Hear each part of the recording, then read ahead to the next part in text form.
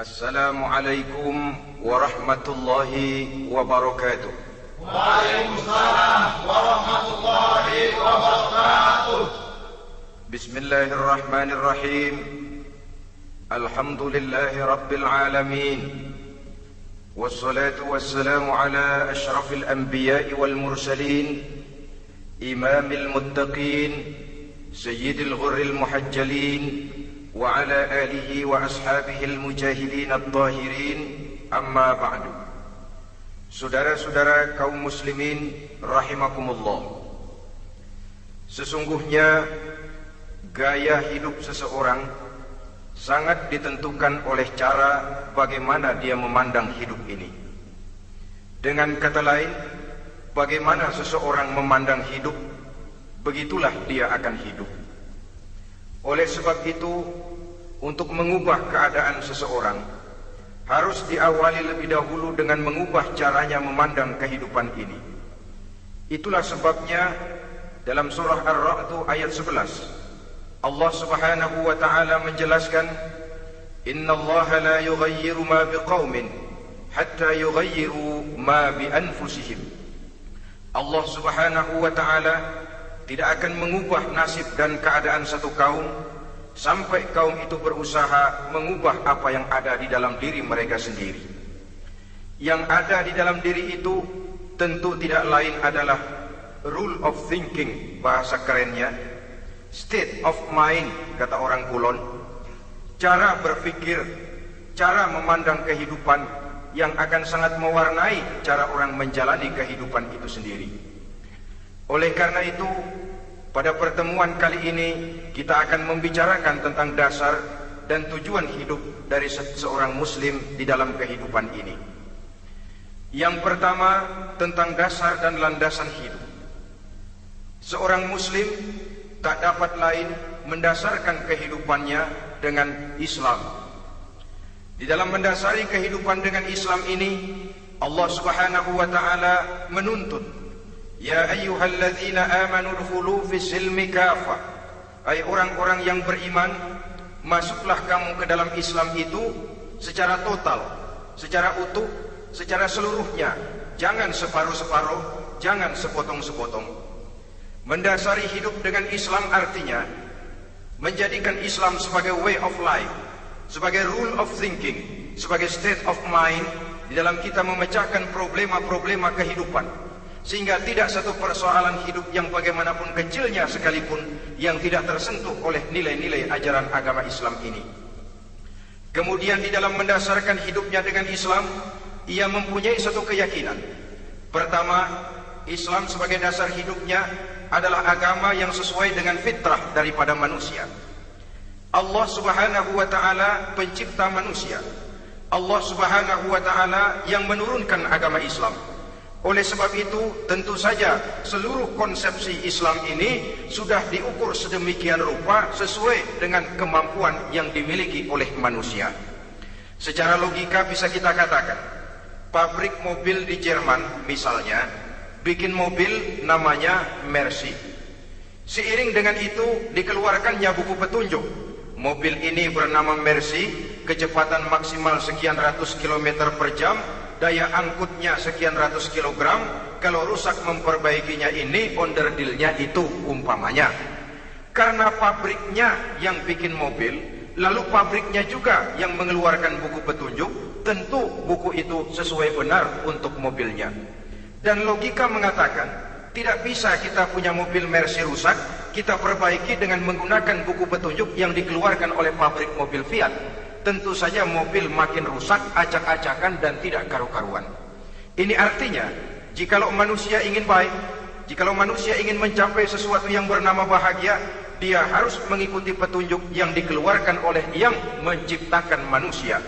Dan petunjuk-petunjuk itu telah turun dalam satu konsepsi yang bernama Islam yang sesuai dengan fitrah manusia.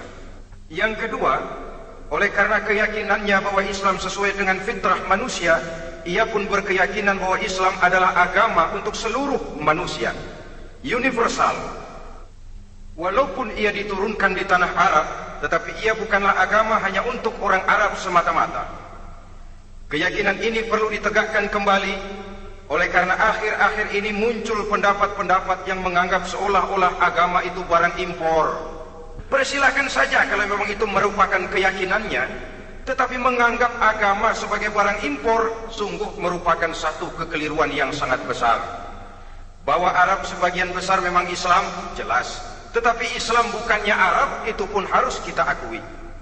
Kita bisa menjadi Muslim yang baik tanpa perlu menjadi orang Arab. Dengan kata lain, kita bisa menjadi Muslim yang baik dengan tetap menjadi warga negara Indonesia yang baik. Bahwa Al-Quran diturunkan dalam bahasa Arab oleh karena memang ia turun di tanah Arab. Buktinya apa? Walaupun Quran dalam bahasa Arab, tidak satu pun ayat Quran yang ditujukan kepada orang Arab semata-mata. Tidak ada ayat ya ayyuhal arabiyun, hai orang-orang Arab. Tidak ada. Yang ada malah ya ayyuhan nas, wahai manusia. Manusia yang mana? Yang mana saja asal merasa manusia. Kalau tidak merasa manusia, tidak usah terpanggil dengan ayat tadi. Maka dalam mendasari hidup dengan Islam, kita berkeyakinan Islam adalah agama untuk seluruh manusia. Yang ketiga, di dalam mendasari hidup dengan Islam, kita berkeyakinan Islam adalah agama terakhir yang diturunkan kepada Rasul terakhir. Tidak ada Rasul dan Nabi sesudah Nabi Muhammad, dan tidak ada agama lagi sesudah agama Islam. Dasar-dasar keyakinan ini melembaga dalam pribadi kita, membentuk satu keyakinan yang mendasari kehidupan ini, sehingga tidak satu problema yang bagaimanapun kecilnya dalam kehidupan yang tidak tersentuh oleh nilai-nilai Islam. Sejak kita tidur sampai kita bangun tidur, bahkan tidur itu sendiri, dan seluruh kegiatan kehidupan yang kita laksanakan dalam 24 jam, tidak satu pun yang tidak tersentuh oleh nilai-nilai Islam. Inilah pandangan hidup Muslim. Jawaban seorang Muslim terhadap problema-problema kehidupan yang dihadapinya, yang di dalam menjawab problema itu ia Islam oriented, berorientasi kepada nilai-nilai Islam. Apa kata Islam tentang pekerjaan yang dihadapinya? Halal kata Islam, halalah dia katakan. Haram kata Islam, haram dia katakan. Islam oriented. Barometer dalam perbuatannya tidak lain daripada nilai-nilai Islam itu sendiri. Dan kemudian di dalam mendasari kehidupan dengan Islam, ia berkeyakinan Islam adalah satu-satunya agama yang benar. Bahasa kerennya, Islam is the single one, the true religion behind the God. Satu-satunya.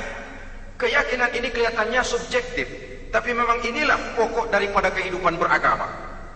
Saudara-saudara kaum muslimin rahimakumullah, kalau itulah dasar daripada kehidupan kita sebagai muslim, apa yang menjadi landasannya?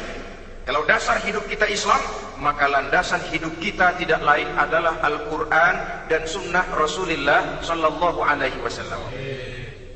Dunia penuh dengan orang-orang besar, dan setiap orang-orang besar itu mempunyai ajaran-ajaran yang pernah jaya, pernah dikumandangkan, didengung-dengungkan, naik ke panggung sejarah untuk kemudian tenggelam.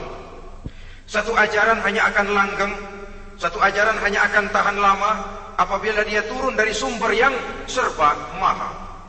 Kalau dia turun dari manusia, maka sifatnya hanya musim.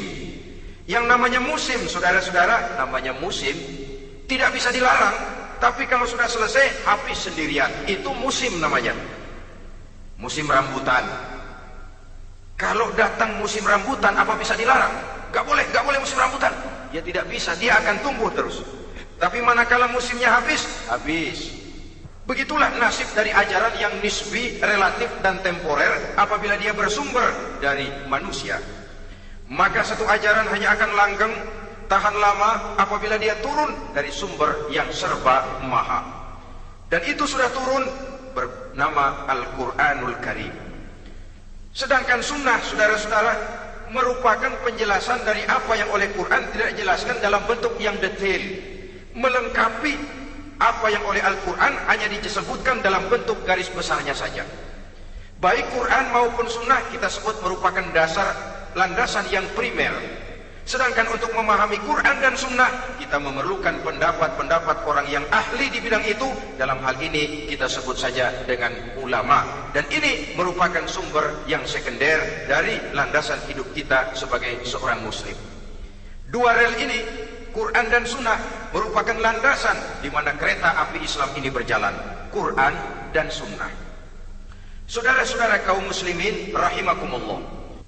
Oleh karenanya, marilah kita menjadikan Quran dan Sunnah ini sebagai imam di dalam kehidupan kita. Bukankah Rasulullah sallallahu alaihi wasallam pernah memberikan pilihan? Man ja'ala al-Qur'ana amamahu qadahu ila al-jannah.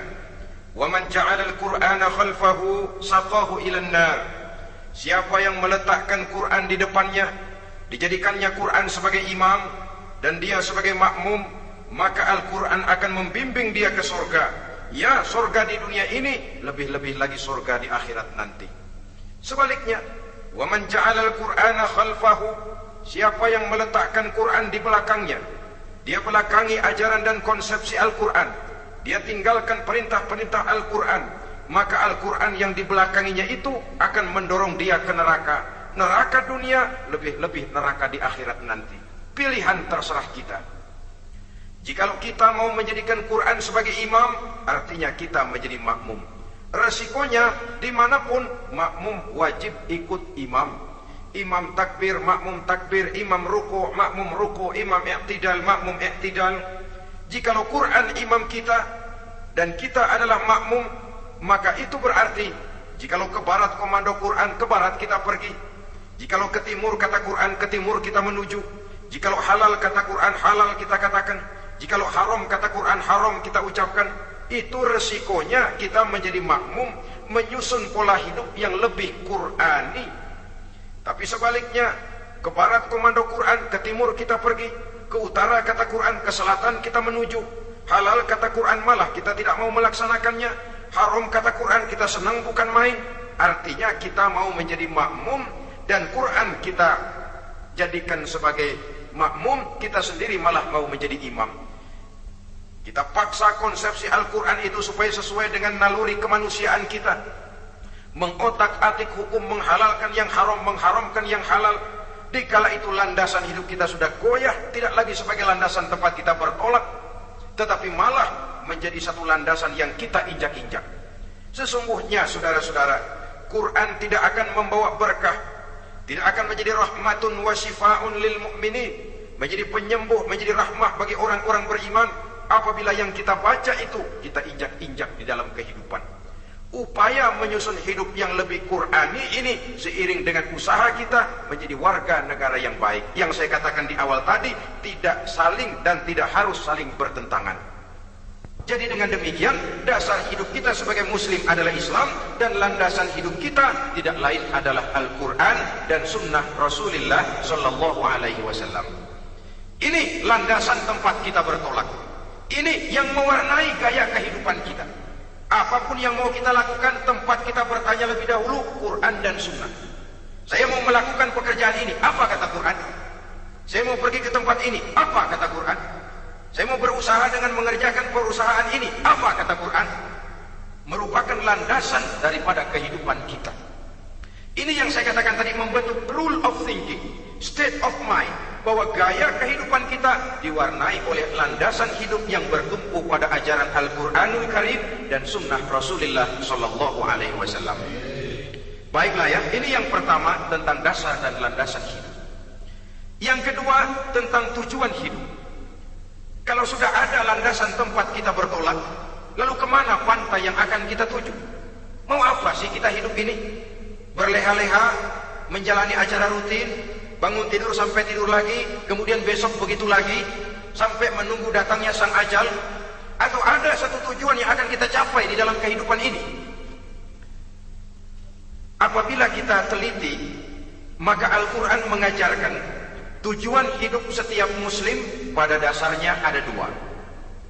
Pertama, kita sebut saja tujuan jangka pendek. Tujuan jangka pendek itu sasarannya dunia sekarang ini. Bentuknya horizontal. Targetnya agar setiap pribadi muslim menjadi rahmatan lil alamin, rahmah bagi lingkungannya. Inilah yang oleh agama dinamakan hablum minan nas, yang isinya adalah ilmu dan peradaban. Jadi dunia dan seluruh isinya merupakan tujuan jangka pendek saja. Untuk mencapai tujuan jangka pendek, dunia dan seluruh isinya, unsur penunjangnya adalah pendidikan, pengalaman, atau nasib. Makin tinggi pendidikan, makin mudah menjangkau hidup. Makin banyak pengalaman, makin mudah menguasai dunia. Atau karena faktor nasib. Pendidikannya tidak seberapa, pengalaman pun kadang-kadang dangkal, tapi karena nasibnya lagi hoki, kata orang sekarang, nasibnya lagi bagus, dia naik ke panggung memegang peranan. Faktor yang namanya nasib ini ada, tapi tidak bisa dijadikan sandaran. Untuk menjangkau dunia dan seluruh isinya, unsur penunjangnya, pertama pendidikan, yang kedua pengalaman, yang ketiga faktor nasib. Oleh karena itu, apabila kita ingin mudah mencapai dunia,